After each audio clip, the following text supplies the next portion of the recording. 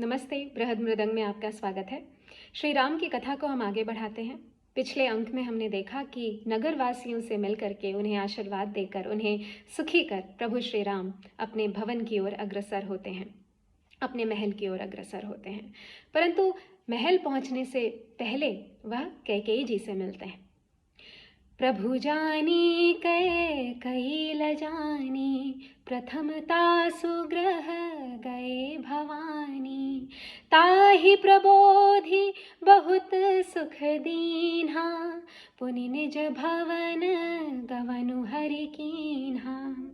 तो अपने महल पहुंचने से पूर्व वह कैकेयी जी के महल जाते हैं और उन्हें समझा बुझा करके उन्हें सुख देते हैं, क्योंकि उन्हें यह आभास है कि कैकेयी जी लज्जित हैं।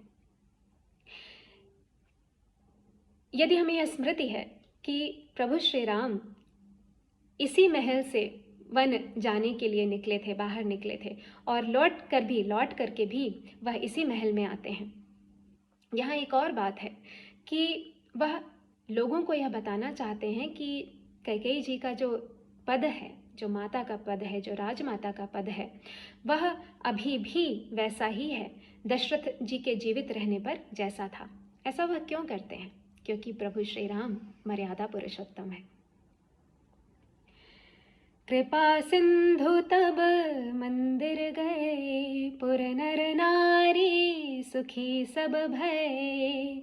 गुरु वशिष्ठ द्विज लिए बोलाई, आज सुघरी सुदिन समुदाई। तब श्री राम जी, कृपा सिंधु श्री राम जी मंदिर जाते हैं और वहाँ पर सब नर नारी सुखी होते हैं उन्हें देख करके। गुरु वशिष्ठ जी वहाँ ब्राह्मणों को बुलाते हैं और कहते हैं, बिना किसी के पूछे ही कहते हैं कि आज नक्षत्र, आज का जो है पुष्य नक्षत्र है, वह शुभ है, आज की घड़ी शुभ है और यह श्री राम के राज्याभिषेक के लिए यथोचित है। सब द्विज देहु हरखि अनुशासन, रामचंद्र बैठहि सिंहासन।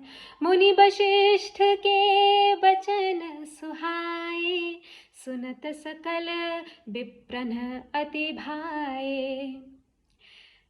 वशिष्ठ जी कहते हैं कि सभी ब्राह्मण सुखी होकर के, प्रसन्न होकर के श्री राम को आज्ञा दें कि वह सिंहासन पर बैठें, विराजमान हो।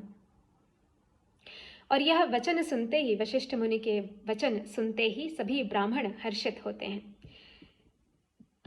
अब देखिए, दशरथ जी ने भरत जी को राज्य दे दिया था, परंतु भरत जी ने कभी भी वह राज्य स्वीकार नहीं किया।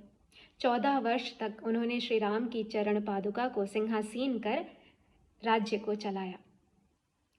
लेकिन यहाँ एक और बात है, श्री रामचंद्र, उनके मन में पाप का संशय मात्र भी किसी भी कार्य को करने के लिए उन्हें आज्ञा नहीं देता है। तो इसीलिए वशिष्ठ जी कहते हैं कि यदि ब्राह्मण आज्ञा देंगे तो वह सिंहासन पर विराजमान होंगे। जब उन्होंने धनुष भंग किया था तब भी श्री राम ने ब्राह्मणों से ही आज्ञा ली थी। कहहि बचन मृदु विप्र अनेका, जग अभिराम राम अभिषेका। अब मुनिबर विलंब नहीं कीजय, महाराज कह तिलक करीजय। सभी ब्राह्मण कोमल वचन कहते हैं कि श्री राम का राज्याभिषेक संपूर्ण जगत को आनंद देने वाला है, तो हे मुनिवर, अब विलंब मत कीजिए और श्री राम का तिलक शीघ्र कीजिए। तब मुनि कहो सुमंत्र सन, सुनत चल्यो हर्षाई।